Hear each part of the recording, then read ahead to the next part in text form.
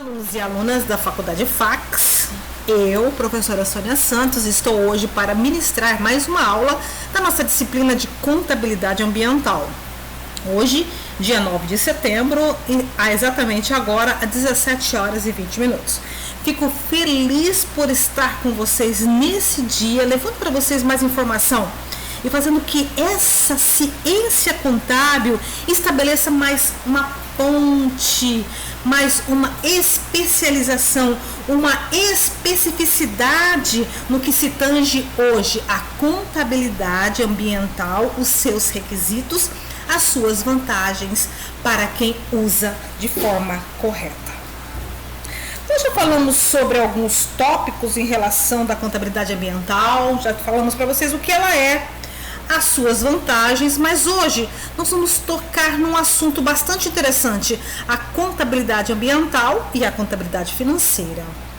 Nós sabemos que a contabilidade financeira é uma ciência também, ou seja, uma das ciências mais antigas do mundo, em que ela faz o que? A projeção e a regressão do patrimônio das pessoas físicas e jurídicas, no seu comportamento entre bens, direitos e obrigações, nas suas demonstrações contábeis. Então, isso é o main, é o mundo, é o universo do contador, nós sabemos muito bem disso. Parece que fica tão distante quando falamos de uma composição de contabilidade ambiental, né? Mas não é, senhores, não é. Na verdade, o que ocorreu para que essa contabilidade passasse a existir? Vamos pensar um pouquinho. Quando se deu, a segunda revolução industrial, a necessidade do homem era expandir, porque ele tinha um conceito de produção em cima do que? Do mestre, daquele conceito de produção quase que rupestre e muito mais caseira. Então ele conseguia produzir elementos de uma forma muito lenta e com um preço muito alto. O que ocorria? Poucas pessoas tinham condições de fazer a compra dessa mercadoria, porque era muito caro, não conseguia produzir em série. Com o advento da Revolução Industrial, dos teares, movidos a vapor, a água, as locomotivas movidas a vapor, o que aconteceu? Aumentou a produção, o homem passa a trabalhar em série e não somente uma única pessoa chamada mestre, que inicia então a produção, digamos, de um calçado ou de uma roupa no começo e meio fim. Agora não, nós podemos trabalhar em série. O que aconteceu com o produto? Ele ficou condicionado a uma quantidade maior com um preço menor.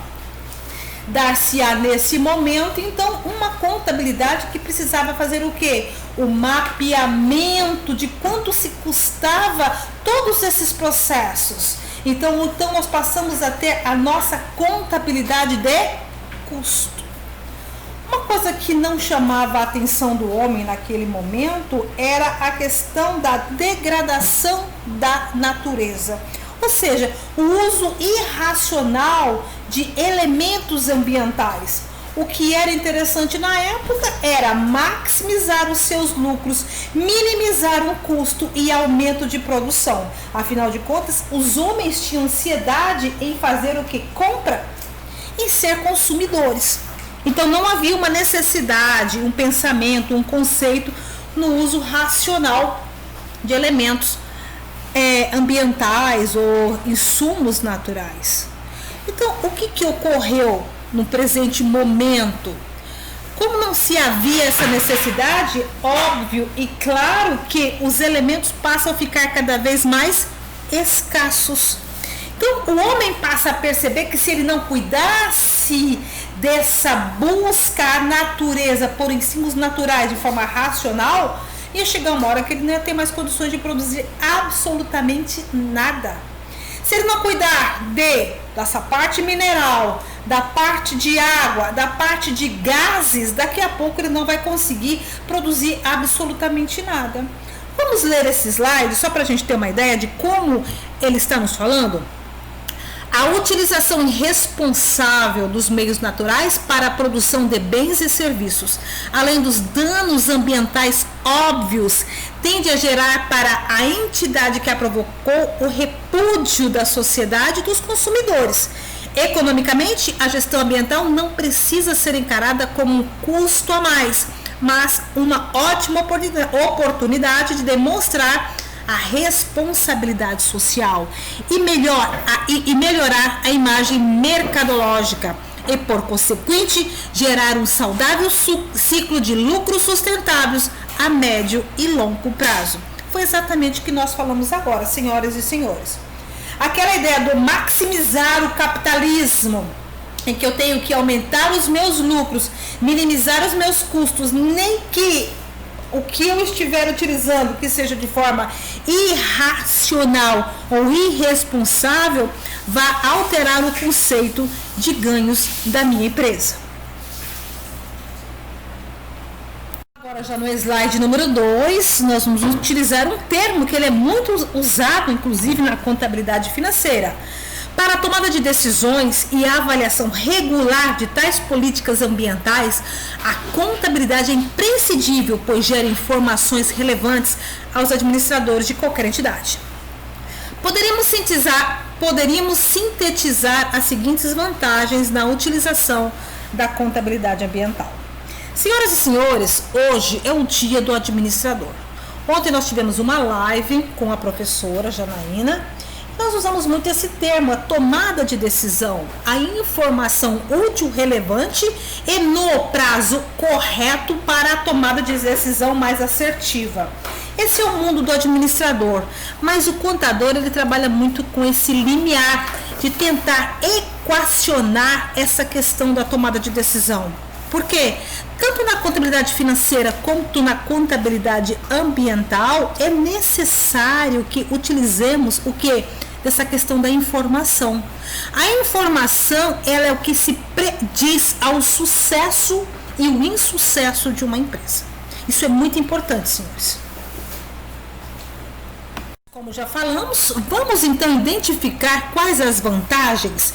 A primeira vantagem de se utilizar a contabilidade ambiental, identificar e alocar custos ambientais de maneira que as decisões de investimentos estejam baseadas em custos e benefícios adequadamente medidos. Permite aferir economicamente as reduções de gastos com água, energia e outros recursos, renováveis ou não. Gerar informações e demonstrativos sobre a eficácia e a viabilidade econômica das ações ambientais. Vocês viram que não está tão distante dos quesitos informativos quando nós falamos de contabilidade financeira e contabilidade ambiental. A partir do momento que nós temos uma palavra chamada aferir, aferir é uma palavra técnica que o contador utiliza de uma forma bastante ampla. Vamos entender um pouquinho esse segundo tópico? Permite aferir economicamente as reduções de gasto com água, energia e outros recursos, renováveis ou não. Senhoras e senhores, façam pelo menos assim. Busquem dentro de uma tratativa em que vocês precisam internalizar esse assunto, em que, mesmo na casa de vocês, se vocês fizerem um trabalho muito bom em desligar as lâmpadas quando ninguém estiver utilizando, não deixar um vazamento de água, fechar bem as torneiras, claro e evidente que vocês terão uma economia vistas em contas de energia, em manutenção de um possível problema, hidráulico da sua casa. Então, é isso que a contabilidade ambiental vem também proteger, essa questão da redução de gastos. A partir do momento em que eu tenho um produto que ele utiliza muita essa questão do insumo natural, se eu tiver uma minimização, que seja com água, com energia, com outros recursos renováveis e não, a minha despesa vai diminuir. Diminuindo a minha despesa, automaticamente o lucro dessa empresa vai se manter ou vai se melhorar. Não é isso, pessoal? Está dentro de uma máxima do capitalismo. Isso que eu quero fazer com que vocês entendam, que a contabilidade ambiental e a contabilidade financeira, elas estão juntas e elas são quase o quê? Elas são irmãs. É como se uma apenas desmembrasse algo da outra, mas elas pertencem ao mesmo universo. Já estamos falando dessa questão em que nós estamos fazendo um comparativo, né, entre a contabilidade financeira e a contabilidade ambiental, nada mais a falar do que a publicação do balanço ambiental. Essa publicação do balanço ambiental gera transparência da gestão e uma potencial melhora da imagem da entidade produtora perante o público. E a contínua correção de ações ambientais em decorrência da utilização de dados físicos contábeis contribui para a sociedade como um todo, pois haverá uma redução do nível de agressão à natureza na elaboração de produtos e serviços indispensáveis.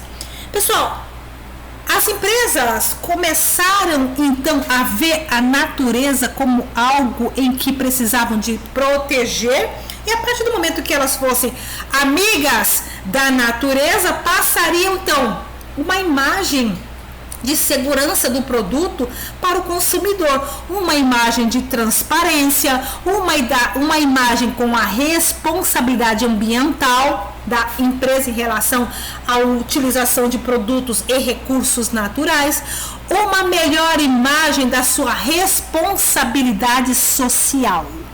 Então, muitas empresas voltaram o olhar para o meio ambiente e sua proteção, até mesmo por questões de marketing, tá? Então, vejam, muitos hoje, por exemplo, até mesmo empresas que são altamente prejudiciais, né, à saúde do ser humano, ela agrega valor a partir do momento que ela utiliza dessa proteção a fauna, a flora, de parques, a construção de cidades. Não é isso, pessoal? Então ela passa a ter uma melhor imagem. Não ofusca tanto como ser agressiva no produto. Eu estou vendendo um produto prejudicial a você, mas da contrapartida eu estou cuidando das praças da sua cidade. Então, assim, é algo em que nós, como seres humanos, vimos de uma maneira muito proativa por parte dessas empresas. Empresas como a Natura, por exemplo. Natura, ela tem como seu estoque primaz e primordial insumos naturais. Então, o que ela faz? Ela investe em comunidades com as quais nós conhecemos muito bem aqui da floresta amazônica. Mas ela tem uma questão chamada o pertencimento. Ela não fica no foco voltado só para o marketing. Ela também, de uma certa forma, consegue equacionar alguns problemas da comunidade, fortalecer a produção de insumos ambientais e a compra desses insumos de forma racional. E caso ela não tenha essa preocupação, o que vai ocorrer? No futuro ela vai deixar de existir. Porque essas mesmas pessoas, esses mesmos produtores de elementos ambientais não vai ter como oferecer para ela. Então vejam, pessoal, a transparência através do balanço ambiental, gerando então melhor imagem daquela empresa, transparência das suas ações. No balanço patrimonial, isso não é diferente. A partir do momento a partir do momento que a empresa coloca à disposição de nós, né, que sejamos sócios, investidores, consumidores, o seu balanço patrimonial, é uma fotografia fiel da saúde financeira da empresa naquele momento.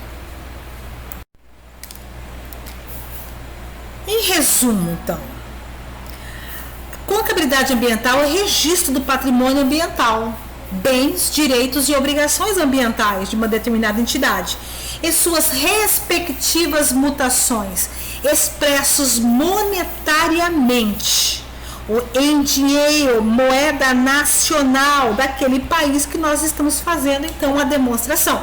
No Brasil, seria a moeda real. Nos Estados Unidos, o dólar. No Japão, o ien. A contabilidade como ciência apresenta condições para sua forma sistemática de registro e controle, de contribuir de forma positiva no campo da proteção ambiental, com os dados econômicos e financeiros resultantes das interações de entidades que se utilizam da exploração do meio ambiente.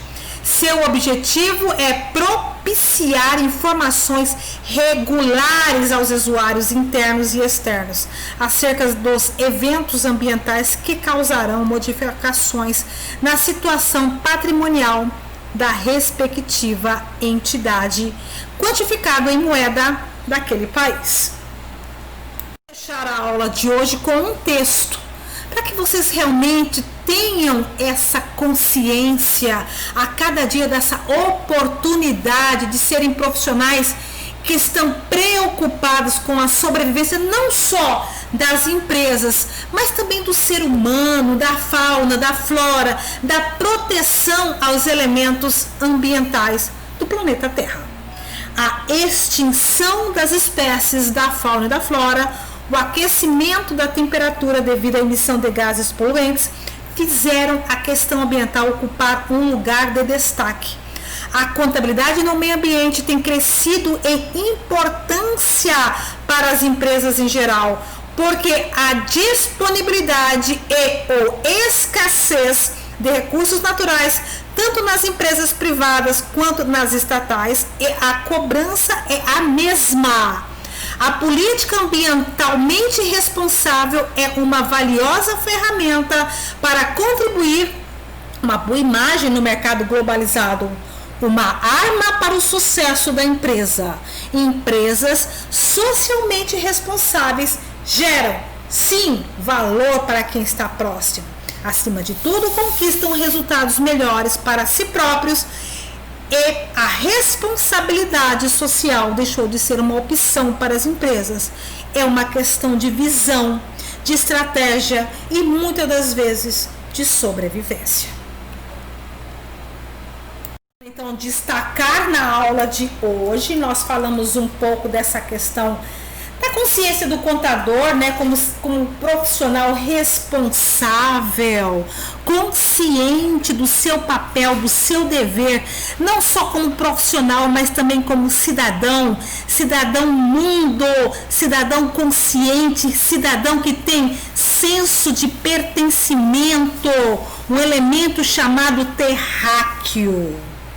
Então não deixamos de conhecer e amadurecer esse conceito mediante o quê? A um problema da sua empresa, a um problema do seu cliente. Vamos conhecer um pouco mais sobre essa contabilidade, uma contabilidade que veio para ajudar, que veio para amenizar, que veio fazer com que o seu cliente ganhe dinheiro, que veio fazer com que o seu cliente não tenha problemas futuros.